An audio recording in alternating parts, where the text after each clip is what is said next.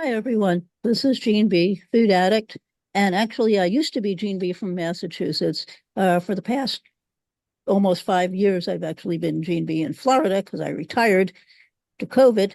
But yeah, but the question is now, what do I do to get into action?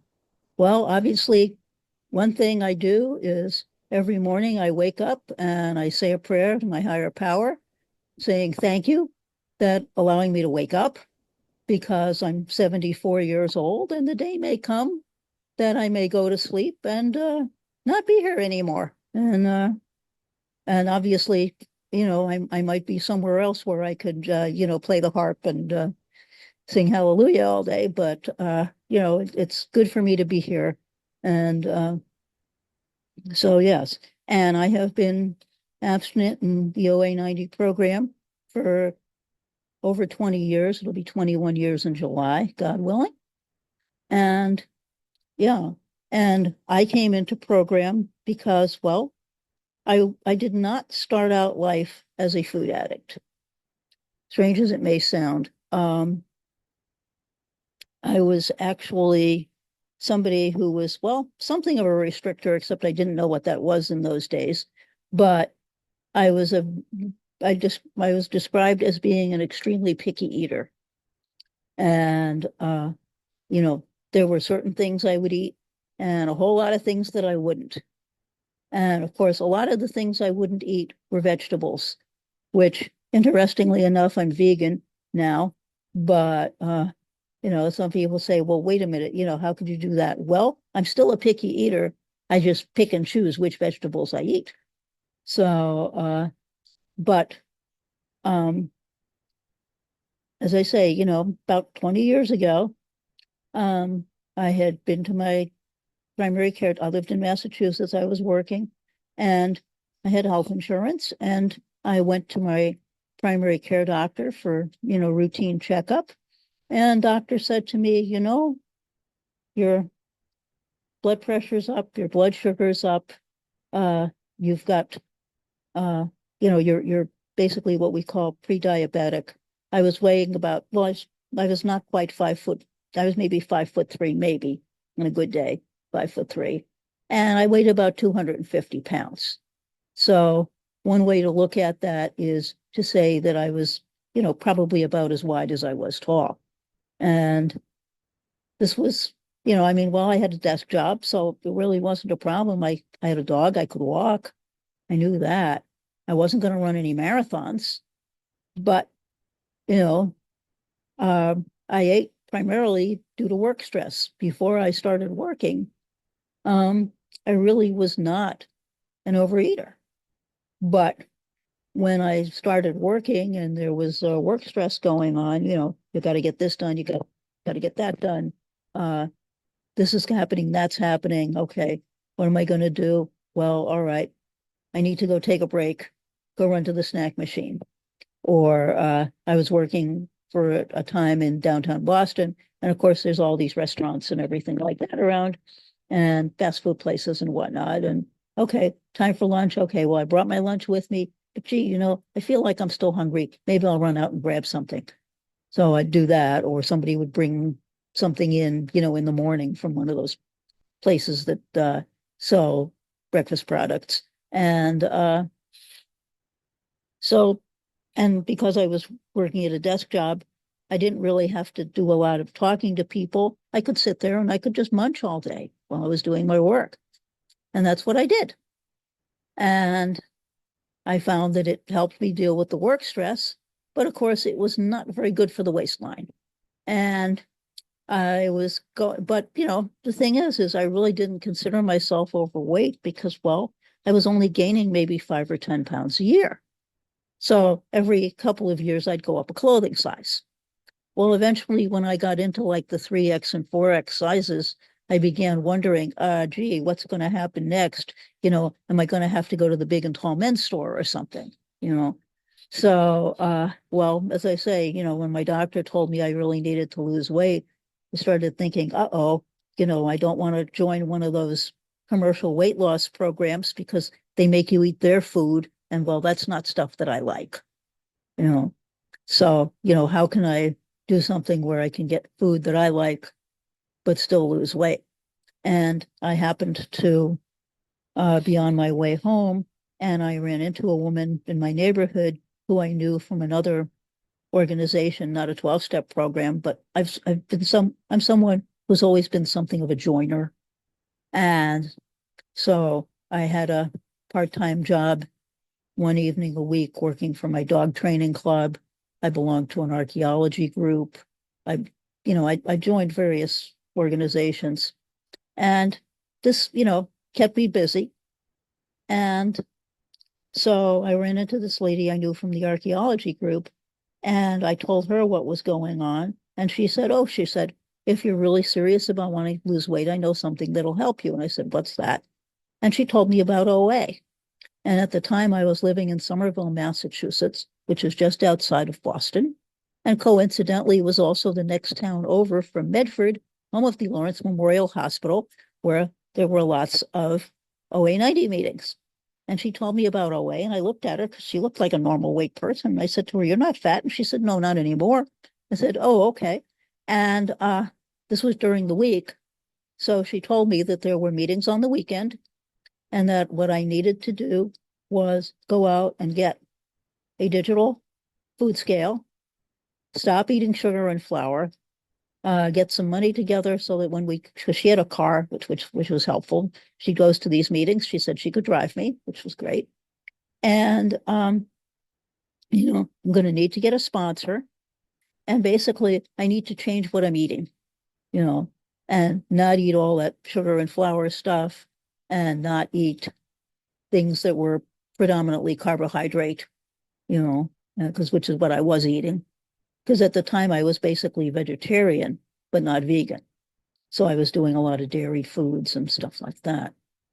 And we know that some of those are definitely not on program. So, I had to give some of that stuff up as well. And I said, okay, sounds like a plan. Because, what the doctor had told me was if I didn't do something about my weight, I was going to end up on diabetic medication and end up with type 2 diabetes.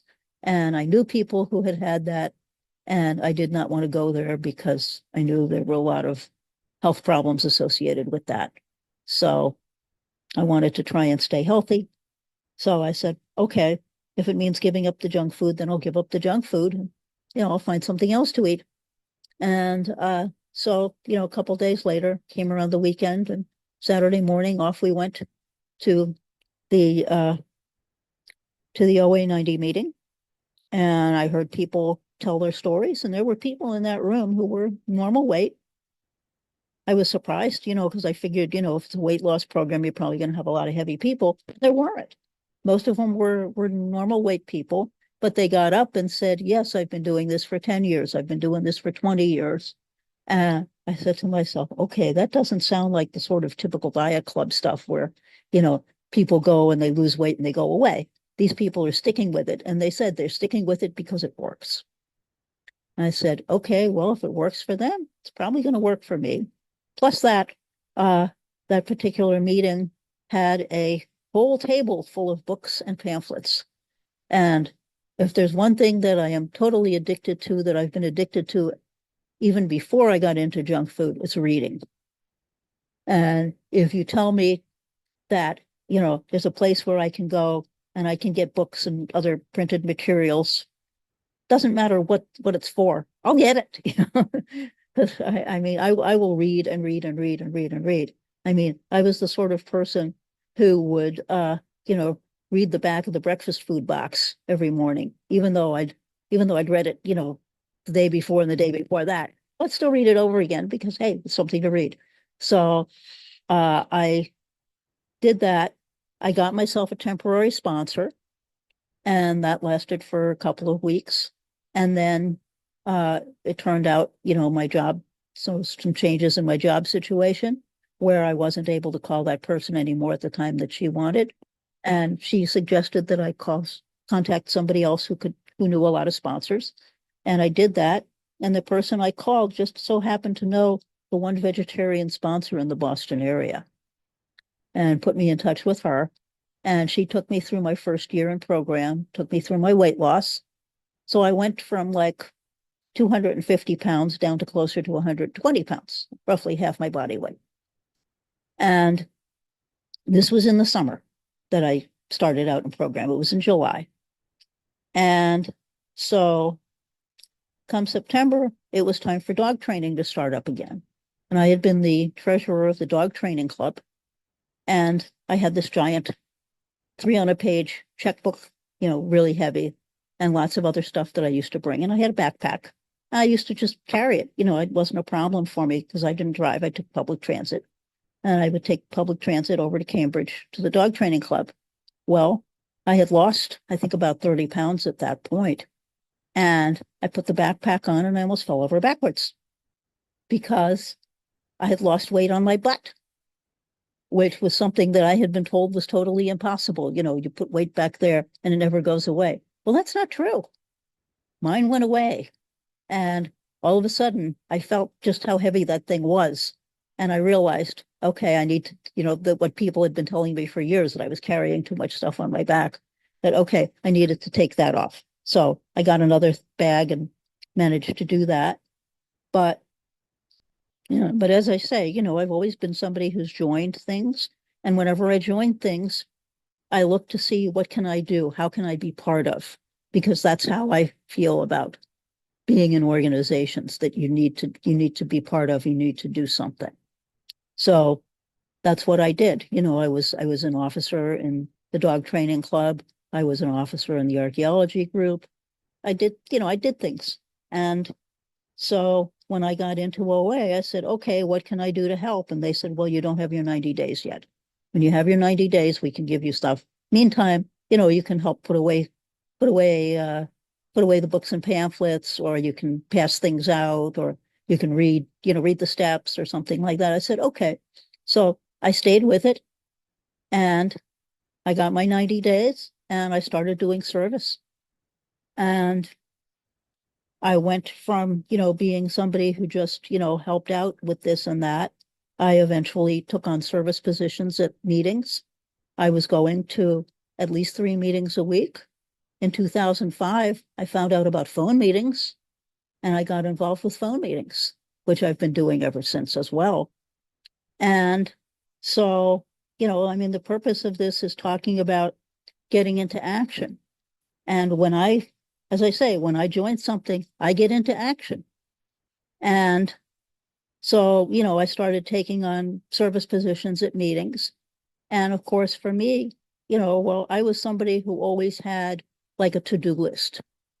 And my to-do list was usually about, 20 items or more long. And of course, that was way more than what I could do in a day. But I would just say, okay, well, the stuff I don't, I would kind of prioritize certain things. I put a star next to certain things. Okay, I got to do this today. I got to do this today. This I could do tomorrow. That's not due till next week, but so eventually when program came out with the idea of the action plan, I said, yeah, this is what I've been doing for years. I just didn't call it that. And now it's a tool. Okay, cool. So they made something that I'm already doing into a tool. Wonderful. So now instead of making a giant to-do list, instead I do make an action plan that just has on it, like what I need to do today. Whether it's making my phone calls, having my meals, taking my quiet time, contacting my sponsor, going to meetings, doing stuff for meetings, like right now, I am involved in, I'm a moderator for one evening meeting a week, which isn't a 90-day, it's traditional OA. I'm also leading a 90-day meeting on Wednesday nights. I am very involved in our OA 90 intergroup. I'm the secretary of the intergroup. I'm also the webmaster. I'm the web tech committee. I'm on the workshop committee, one of 3 people on the workshop committee. So when you hear these formats, that's me. I do the formats, and that's my one of my roles in the committee. Thank you for 5 minutes. Thank you. So, but as I say, I'm 74 years old. There's a lot of stuff crammed in my memory, and every once in a while, it's not always working 100%. So having stuff written down is very, very helpful. I do have a calendar book that I keep, and then I have various sticky notes here and there to remind me, okay, you got to do this. My mother, God bless her, is 95 years old. She lives down the street from me here in Florida. This is one of the reasons why I was invited to move down here. I don't live with her, but I live near her. And from time to time, she needs help with things. So I'm spending part of my days now helping her out with things because she's getting to the point where like she might forget to take medication or something like that. So I was able to go on my computer and print out a little chart for her for the week, telling her, okay, this is what you need to do. And as you do this, check it off, and I got her a one of those pill containers that's got like AM and PM on it. So I put all her pills in different things so that she knows which ones to take in the morning and which ones to take in the evening. And, so again, this is something where I'm able to do service. And, I also go to her doctor's meetings with her so that I can take notes and keep track of what they tell her to do. Because unfortunately, as I say, she's at an age now where, you tell her something and 5 minutes later, she's forgotten it. So, I can remind her, yes, you need to do this. Or she also calls me her GPS because I do have a GPS on my phone. And, we're going someplace and she gets lost. Well, turn on the GPS, or I can tell her, okay, I think you need to turn left up here and then right, and we'll get back on the main road kind of thing. And so these are things, that I've learned. And one of the great things I've gotten from program is I don't worry about things anymore because I know I have a higher power who can help me. And I'm asking a lot of my higher power these days because I do need a lot of help, because dealing with somebody who, asks you 5 times in a row, did you eat breakfast? Can be a little unnerving. So, but having my action plan keeps me on track. And that's how I am able to do what I need to do and be of service to her, be of service to program, help my family, help my community, because I also do some things here in my community as well. I belong to a couple of clubs here, and I'm an alternate delegate for our community. And I'm also this year, I'm also a delegate from our intergroup for the World Service, the virtual World Service. I'm one of 2 that are doing that. And I was able to be on something on Zoom yesterday about the ballot questions. So I was very glad to be part of that. And yeah, so I mean, I expect, I'm going to continue what I've been doing. There's no reason for me to change my program, and I can find food that I can eat that I like, and I weigh it every day, and it's my weight stays steady. So I think with that, I will pass because it's about that time. And thank you very much for inviting me to speak.